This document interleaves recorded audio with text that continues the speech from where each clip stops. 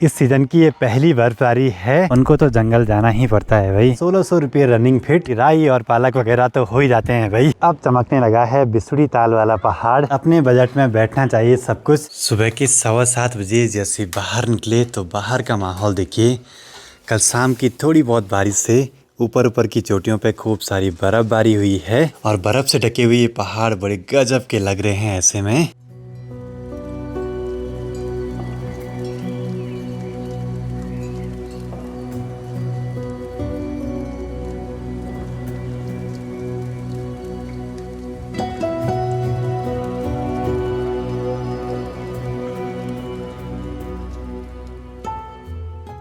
तो सबसे पहले आप सभी को मेरा प्यार व नमस्कार। मेरा नाम है आलोक राणा और स्वागत है आप सभी का देवभूमि उत्तराखंड के बरसते हुए इन खूबसूरत पहाड़ों से। हल्की फुल्की बूंदाबांदी हो रही है, लेकिन सामने के पहाड़ पे तो सीधे बर्फ आ रही है, बहुत ही भयंकर वाली। इसी घड़ी का सभी को इंतजार था बहुत समय से। बस अब देखते हैं कहाँ तक ये बर्फ आ पाती है। सामने कालीसिला टॉप के आसपास तक तो हर साल नॉर्मली आई जाती है।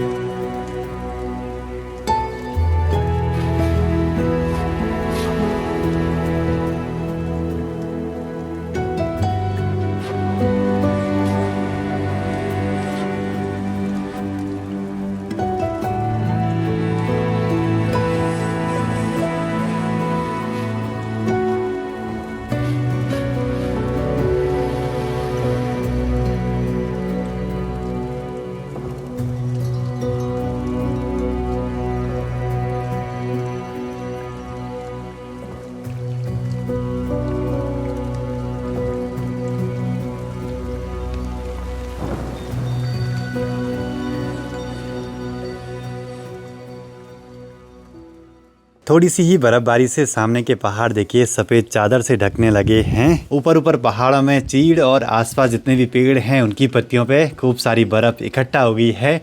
अभी तो बस ये शुरुआत है और अगर थोड़ी और ठंड बढ़ गई, बारिश लगातार लगती रही तो काफ़ी जम भी जाएगी ये बर्फ़। अब ऐसी ठंड में हम तो गरम गरम कपड़े पहन लेंगे, लेकिन आसपास बहुत सारी पक्षियाँ आ रही हैं तो उनके लिए दाना वगैरह डाल देते हैं एक बारी। अभी थोड़ा सा मौसम सही होने को हो रहा था, लेकिन फिर से चारों ओर से बादल आ गए।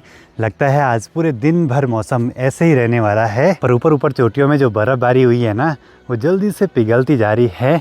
बस सामने रांसी गांव तक टच हुई है बर्फबारी, वो भी ऊपर के खोला में। बाकी कई लोगों का ये सवाल रहता है कि क्या आपके गिरिया मनसुना तक भी बर्फबारी होती है या नहीं। तो अभी तो हमने कभी देखी नहीं है कि जब यहाँ खूब बर्फ़ पड़ी हो। थोड़ी बहुत आती थी जब हम छोटे छोटे थे, अब तो बस ऊपर जंगल तक भी आ जाए तो वही बहुत है। और ये सब कुछ असर है ग्लोबल वार्मिंग का। टेम्परेचर बढ़ते जा रहा है और बर्फ़ दिखना मुश्किल हो रहा है साल दर साल। इस सीज़न की ये पहली बर्फबारी है और अभी तो अगर कुछ दिन बारिश रहती है तो और भी बर्फ़ पड़ जाएगी पहाड़ों में। पर वेदर तो आज तक ही ख़राब दिखा रहा है। कल से तेज़ धूप है तो जो ये बर्फ़ पड़ रही है ना, इसका कुछ पता ही नहीं चलेगा कि कभी बर्फ़ भी पड़ी होगी। और आज मुझे देहरादून जाना था तो जिस वजह से अभी देहरादून नहीं जा पाया। अब आराम से कल जाएंगे अगर मौसम सही रहेगा तो। बाकी यहाँ घर पे भी अभी बहुत सारे काम बाकी हैं।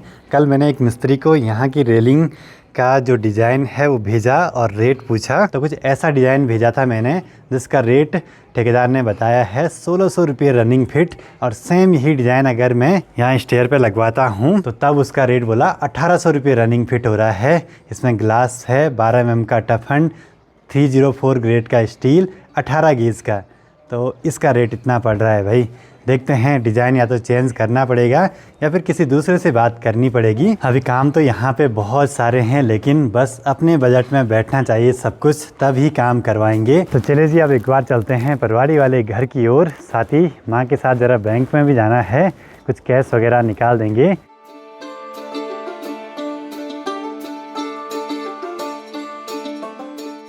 यहाँ पे है उत्तराखंड ग्रामीण बैंक, पर यहाँ पे ना पैसे निकालने के लिए विड्रॉल फॉर्म भर के बैंक में ही जाना पड़ता है।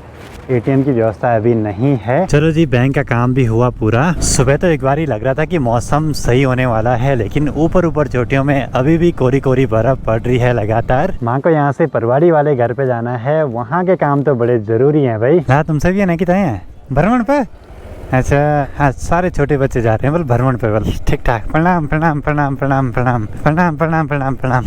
ठीक ठाक, हाँ प्रणाम प्रणाम भाई, ठीक ठाक। मतलब छोटे बच्चे आपको प्रणाम करने लगे, मतलब कि आपकी उम्र बढ़ रही है। और परसों ही तो हम इनकी जगह पे ऐसे स्कूल आए जाए करते थे। क्या बोलें भाई, समय कब जा रहा है कुछ पता नहीं लगता। बाकी अब मौसम कैसा भी हो, लेकिन गांव में जिन्होंने भेड़ बकरियां पाली रहती हैं उनको तो जंगल जाना ही पड़ता है भाई। सबसे मेहनत भरा काम ये भी है पहाड़ों में एक। दिन बढ़ते बढ़ते थोड़ा सा घमलगा होने लगा है, पर सामने रांसी गांव और आसपास की पहाड़ियों पे अभी भी बर्फबारी हो जा रही है। अब चमकने लगा है बिसुड़ी ताल वाला पहाड़, जहाँ पे कि कुछ समय पहले हमने ट्रैक करा था। और आज देखिए वो पूरा बर्फ से ढका हुआ है, बड़ा गजब का लग रहा है भाई। कल सुबह सुबह मैं निकल जाऊंगा देहरादून की तरफ, लेकिन वहाँ जाने से पहले मुझे एक बारी घर पे जो ये अपने बेसिन मिक्सचर हैं उनके कनेक्शन पाइप नाप के ले जाने हैं। अगर यहाँ छोटे पड़ रहे हैं तो फिर नए ले आएंगे वहीं से। और वॉश बेसिन की हाइट हमको 34 इंच के आसपास रखनी है, जो कि स्टैंडर्ड हाइट होती है। मुझे तो लगता है कि ये वाले जो पॉइंट है ना वो थोड़ा सा नीचे पड़ गए हैं, पर ये कि हर चीज़ का नाप साफ करा रहेगा पहले से, तो कोई दिक्कत नहीं है। तो ये हो रहा जी अपना तीसरी टाइल तक लगभग 34 इंच के आसपास। और इन पे जो कनेक्शन पाइप लगे हैं वो लगभग हैं 18 इंच के आसपास। मुझे लगता है ये छोटे पड़ जाएंगे इसे। बाकी मोमटी के इस दरवाजे का मेजरमेंट करना भूल गए थे, तो इसको नाप देते हैं। उस हिसाब का यहाँ के लिए भी फ्लश डोर बनवा देंगे। तो इसके लिए बोर्ड ले आना पड़ेगा 202 सेंटीमीटर, और चौड़ाई इसकी हो रही है 84 बाई 202। सारे जितने भी मेन दरवाजे बनने हैं हमारे यहाँ सब फ्लश डोर बनेंगे, मतलब कि बोर्ड आएगा उनके बाहर से, अपनी मनपसंद की माइका चिपका देंगे घर पे ही। बाकी अब इस बारी अगर देहरादून जाऊँगा तो वहाँ से बहुत सारा सामान आने वाला है, जिसके लिए बहुत ज़्यादा खर्चा भी होने वाला है। बस देखते हैं अपने बजट में जितनी चीज़ें बैठ पाएंगी वही सब चीज़ें ले पाएंगे। बजट से बाहर जाएंगे तो फिर सब चीज़ें गड़बड़ा जाती हैं। बाकी सामने की पहाड़ियों पे फिर से बर्फ़बारी शुरू हो चुकी है इन जगहों पे। बाकी यहाँ की बर्फ़ सारी पिघल चुकी है सुबह जो पड़ी थी। बर्फ़ तब टिकेगी जब खूब बारिश लगेगी, टेम्परेचर काफ़ी डाउन होगा और लगातार बर्फ़बारी होती रहेगी। और अगले दिन उसमें अगर पाला पड़ता है रात को तो फिर उसके बाद तो बहुत दिनों तक नहीं पिघलती है बर्फ़।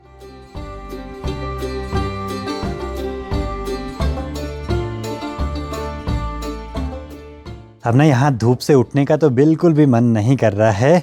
बस आज मैंने सुबह से ये दोखू पहन के रखा हुआ है। एक बारी ज़रा काम पे लग जाते हैं यहाँ पे। बस अब ये वाली दीवार हमको यहाँ तक देनी है, उसके ऊपर से कंक्रीट डाल देना है। ऐसी ठंड के टाइम पे अगर लगातार काम करते रहो ऐसा हैवी सा, तो फिर ठंडक का एहसास नहीं होता है।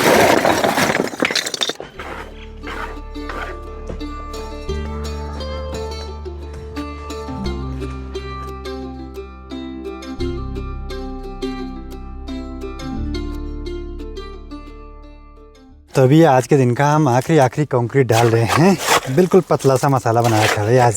चलो जी, ये वाला काम भी हुआ यहाँ पे पूरा। ऊपर से कंक्रीट के स्लैब भी डाल दिया है। जैसे यहाँ पे गेट लगेगा उसके बाद यहाँ ऊपर से इनमें गमले वगैरह रखने के लिए हो जाएगा। फिर बाद में छोटे छोटे काम हैं जो कि हम खुद ही कर रहे हैं। और इस पे अगर मिस्त्री लगाते तो 2 मिस्त्रियों की 2 दिन की दिहाड़ी लगती। कम से कम हमने 2500 रुपये के आसपास तो बचा ही लिए हैं अपने, वो कहीं और जगहों पे काम आ ही जाएंगे। बाकी अब मैं एज ए लेबर काम कर रहा हूँ तो सारे बर्तन भांडे मुझे ही धोने हैं। ये रहता है लेबर का काम। लगे आता हूँ यहाँ भी तराई कर देते हैं अच्छे से। बाकी अब पापा जी जा रहे हैं परवाड़ी वाले घर पे माँ को लेने के लिए, क्योंकि वहाँ पे जाना बड़ा ज़रूरी रहता है। शाम के 5 बज चुके हैं, धीरे धीरे आसमान से बादल भी छटने लगे हैं अभी। तो आज भी बगल पड़ोस वाली बॉडी जी ने खूब राई दे दी। आजकल तो पहाड़ों में खूब सारी राई और पालक वगैरह तो हो ही जाते हैं भाई।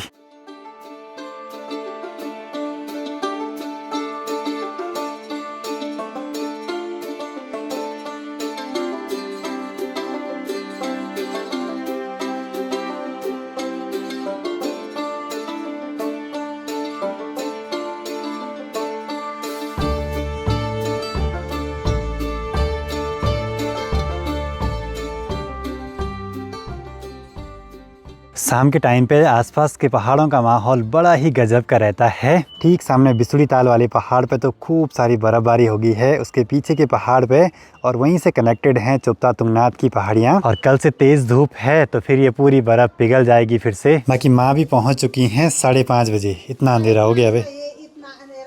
सोचे कि अभी 5:30 बजे पूरी धूप रहती है, मतलब दिन बहुत रहता है। और आजकल देखिए अंधेरा होने लग गया भाई। बाकी अब मुझे फटाफट से तैयारियां करनी है यहाँ से देहरादून जाने की। कल सुबह सुबह 8-9 बजे निकल जाऊँगा। सुबह तो कल बहुत पाला पड़ने वाला है, क्योंकि शाम होते होते ना आसमान साफ हो रहा है, तो पाला तो पड़ेगा ही भाई। बाकी चौखंबा पर्वत कल सुबह सुबह लगता है अपने दर्शन देने वाला है अच्छे से।